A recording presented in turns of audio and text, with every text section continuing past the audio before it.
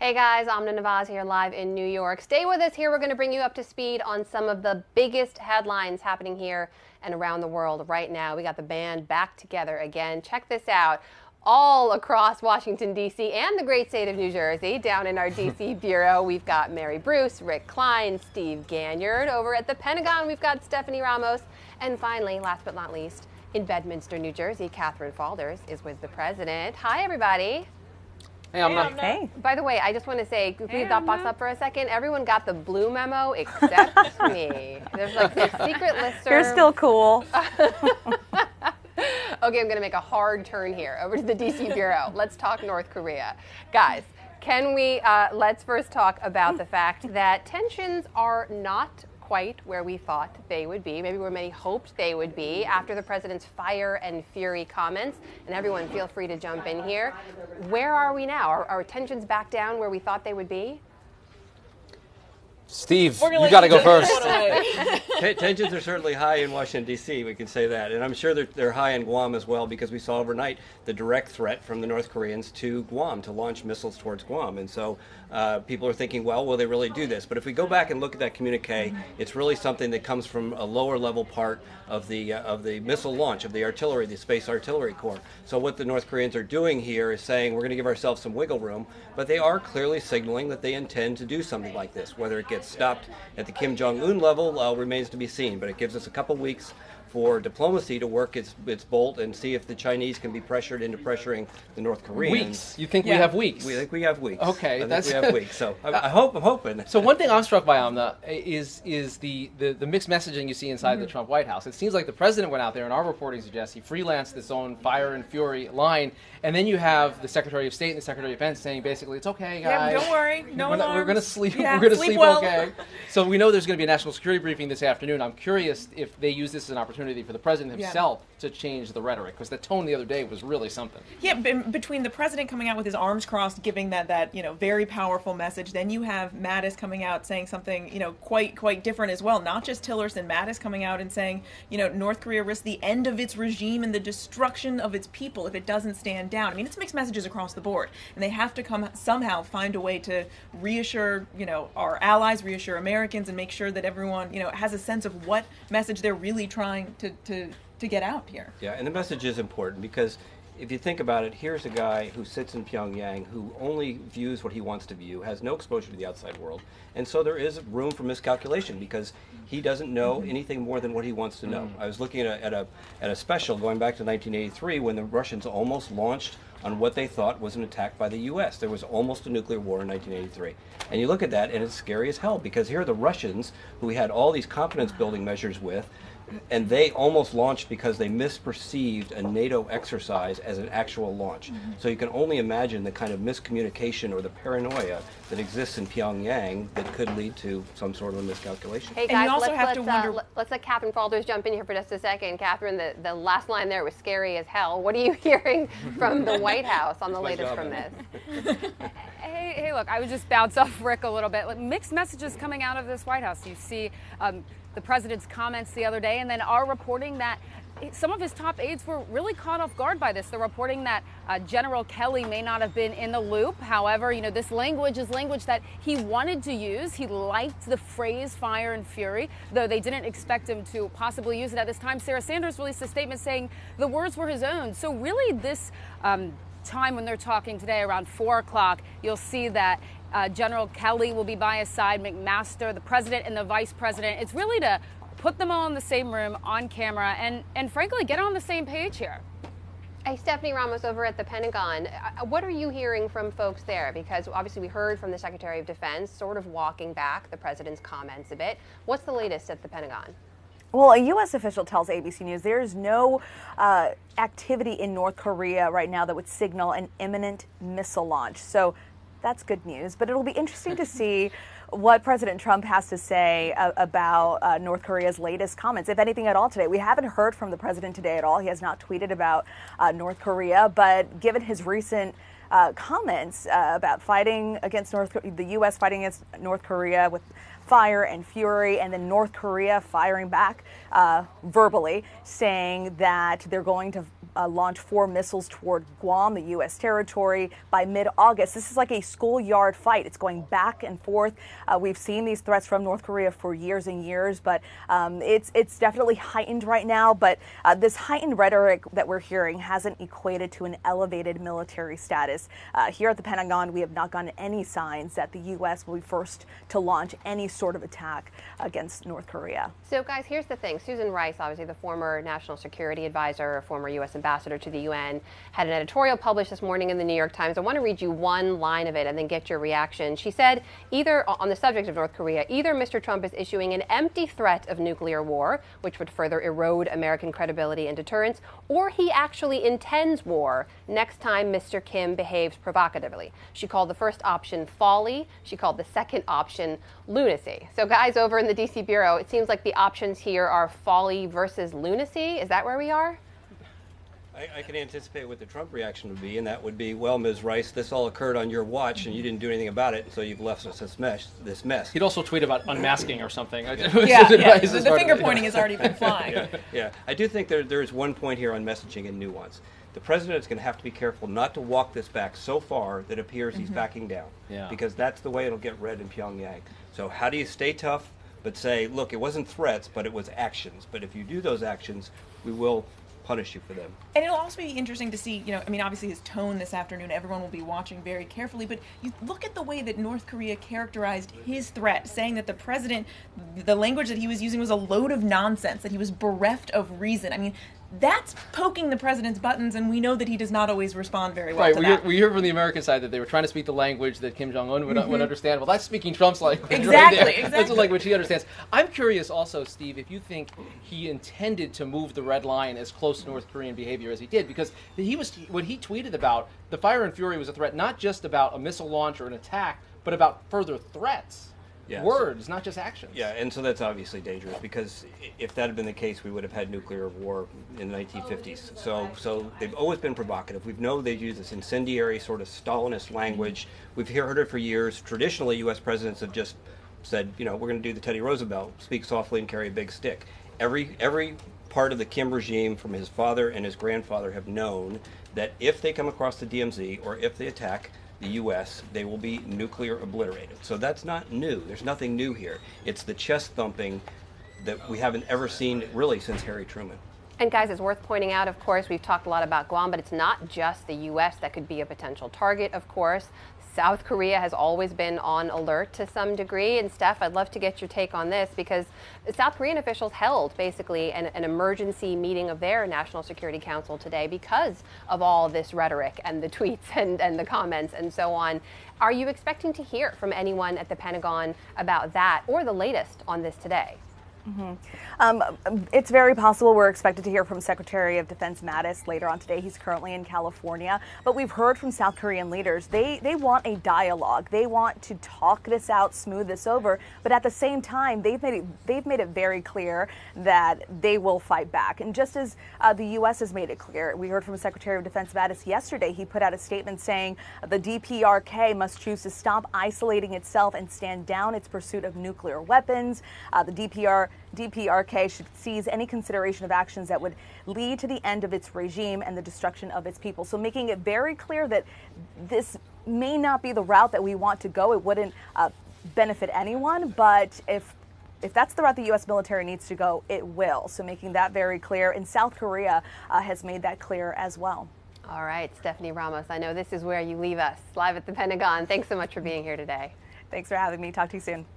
All right, guys, let's talk about Russia, shall we? How about the Russia investigation? Now, we know last month the FBI executed a search warrant at the home of Paul Manafort, of course, the former Trump campaign manager. Catherine Falders would love to hear from you on this. What have we heard from the White House in response to that news about the raid at Mr. Manafort's house? We haven't heard really anything from the White House on this or the president on this. He hasn't tweeted about it. He hasn't been available to ask questions about it. There's been reports that some members of his legal team may have went too far. One of his lawyers, John Dowd, wrote an email that said as much to the Wall Street Journal. I called up John just a little while ago, and he confirmed that he feels that way and that he wasn't too happy about it. But that's right. You know, this occurred last month, and obviously he's been a central figure in this Russia investigation. You know, he ran the campaign for a good 3 months there. He oversaw the convention. In his past work, what's significant here is in pro-Russian politics, really is coming under scrutiny. He registered as a foreign agent after the fact. But what's interesting here is that what his spokesperson says, what Manafort's spokesperson says, that's who we've heard from in response to this raid of his Virginia home. His spokesperson says Mr. Manafort has consistently cooperated with law enforcement in other serious inquiries and did so on this occasion as well. Of course, that statement about cooperation frankly raises questions, because why would they need a warrant in the first place if he was fully cooperating? So we're still waiting to hear from the White House and the president on that. Up here in Bedminster, they've really been focused on North Korea, so I'm not sure the president has had but so much time to focus on that. Rick Klein, I'm not a lawyer, but I think an early morning raid when the FBI wakes you up to take documents from your house, it's not a good look, right? Not a good look. You need a judge to sign off of it. You need probable cause for warrant. You don't just do that because you're fishing. You don't do that as part of a witch hunt, as the president might think it is. This suggests a couple of things to me. It suggests a quickened pace. Maybe that Mueller is a little bit further along than we recognized before. He may be moving, in terms of what he's looking at, a little bit more quickly than we realized. And second, the point Catherine makes, Manafort is critical here.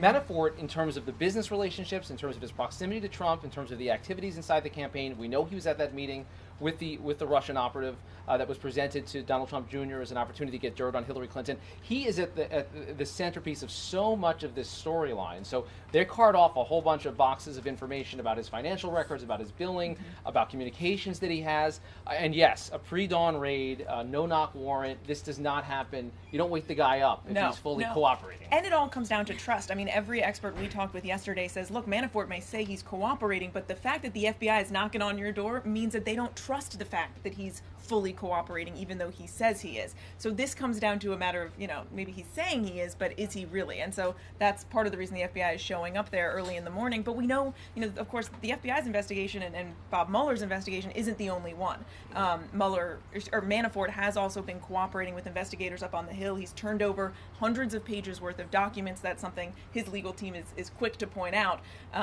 Believe the Trump campaign has now turned over roughly 20,000 pages worth of documents. Congressional investigators get to pour through those over their recess now, and they are still expecting to see Manafort, to hear from him, to have him come up on the Hill and testify sometime in the coming weeks. So this drip, drip, drip is definitely going to be intensifying. We know every prosecutor looks for the key character in the story to flip. Is Manafort the guy they need to flip? Oh, I think break it wide open? I think between him and Flynn are the biggest opportunities. And I think what Manafort has potentially is information about the Trump children.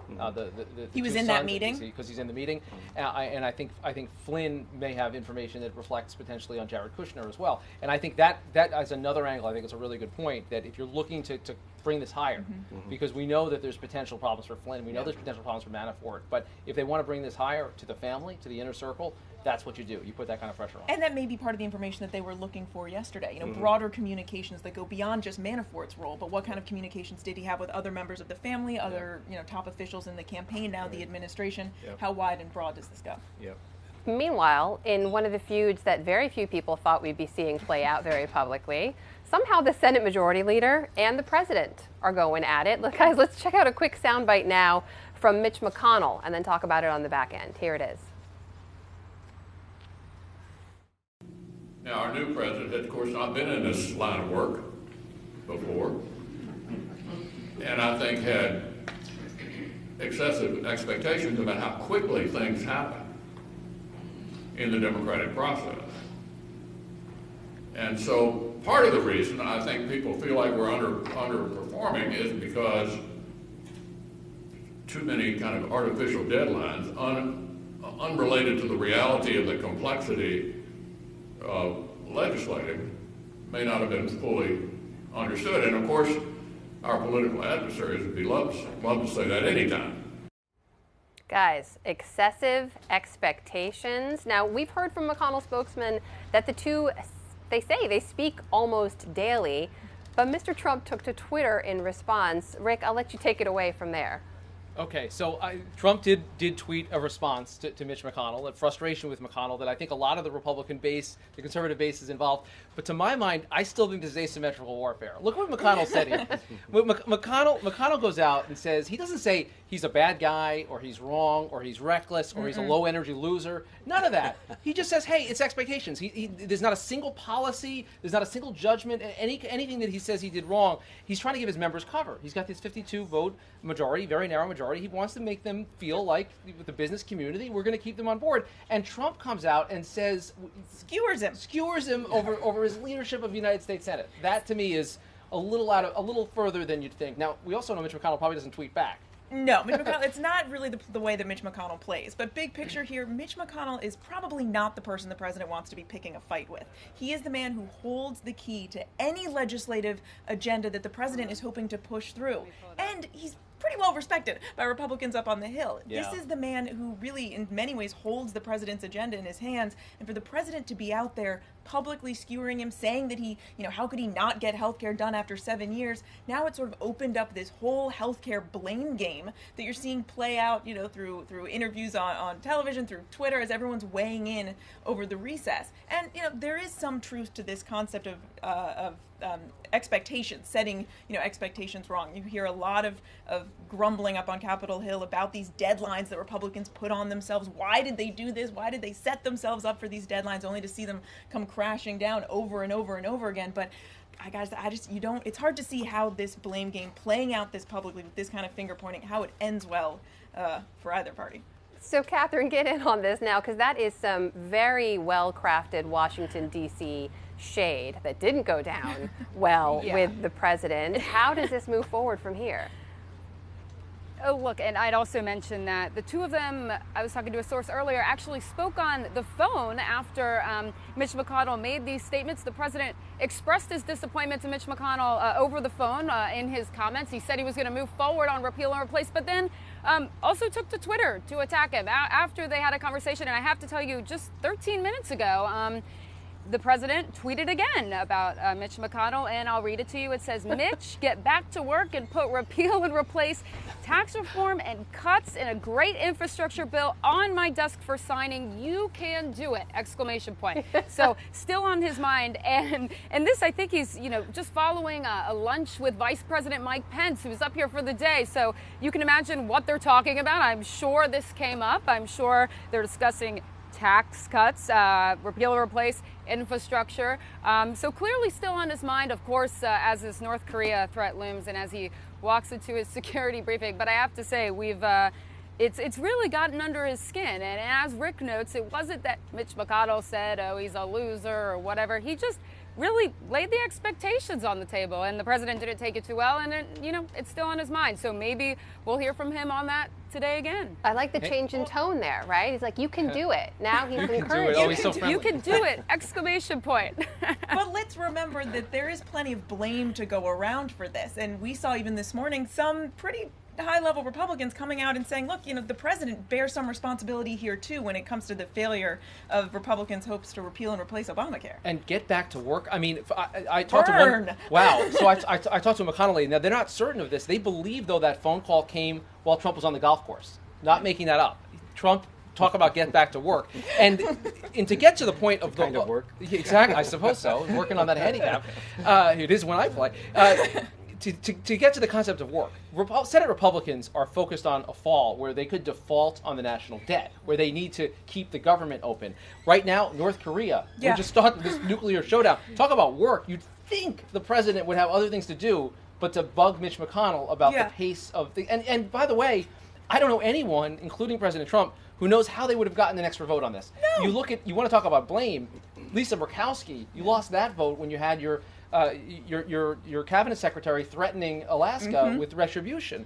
John McCain was, of course, the critical vote. President Trump's never apologized for saying he's not a hero to me. So I think this confirms a sense on Capitol Hill that President Trump doesn't have the same agenda in mind, and honestly could become irrelevant to their goings on. If you're Mitch McConnell, you're saying, why do I need this guy? And you've been seeing that subtle shift over the last few weeks of Republicans, no longer shying away from sort of putting their foot down when it comes to certain things that the president has been saying and doing. And you mentioned that long to-do list. I mean, they have to keep the lights on in the next few weeks. They have to raise the debt limit. Then they want to turn to tax reform.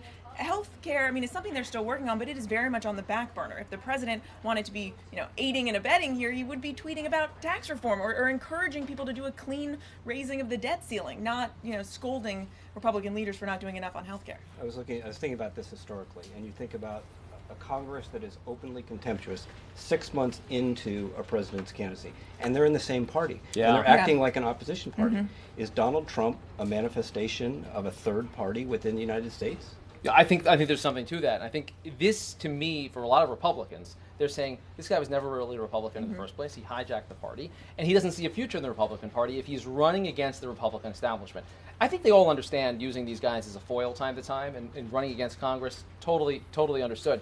But this is his party, whether he likes it or not, and they have united control of Washington. And if they don't swim together, they sink together. Well, and they both need each other, right? Yeah. They both, for better or worse, they both need each other to get accomplished what they want to get done. And largely they have the same goals, but as you mentioned, if you start, frustrating Republicans on Capitol Hill, they certainly can let through some legislation that the president may not favor, or the president can get in their way. I mean, it could become quite ugly and give cover to other Republicans who want to come out and disagree with the president. Get ugly? Get ugly. Uglier. Get uglier. Yeah, let's clarify that real quick. Get uglier. Catherine Faulders, you mentioned we're going to hear from the president a little bit later today. Tell me a little bit more about that. Well, we're going to hear from him a little bit later, around 4:30. Sarah Sanders just came over into the press file right over there next to me and told us that he'll be joined by the vice president, who is here for lunch, and by General Kelly and McMaster. We expect, since it's following a security briefing, that he may comment on North Korea, whether he walks back those comments, the fire and fury comments. Frankly, I don't think that he will walk those back. I don't think it looks particularly good for him to do that. But I think we will hear from them collectively. Next steps, perhaps. They probably won't mention military action. He's been saying, you'll see on military action for some time. So it's really unclear. We all stood over there in the file center and we asked her multiple times, what can we expect? Who's going to be there? She said she'll give us an update later. And I think it's really just the unpredictability of the president. We're not sure if he will give remarks or if it will just be McMaster or Kelly. We expect him to. So I think we just need to wait and see on the... Wait and see. We're all going to wait and see. And now all of you, in the spirit of this conversation, can get back to work too. Thanks so much for being here, Steve Ganyard, Mary Bruce, Rick Klein, and Catherine Faulders. Thanks to you for watching as well. We're going to have that later event today with President Trump and Vice President Pence right here, so stay with us. And if you want more on these stories, head over to abcnews.com anytime. For now, I'm Amna Nawaz, and I'll see you back here soon.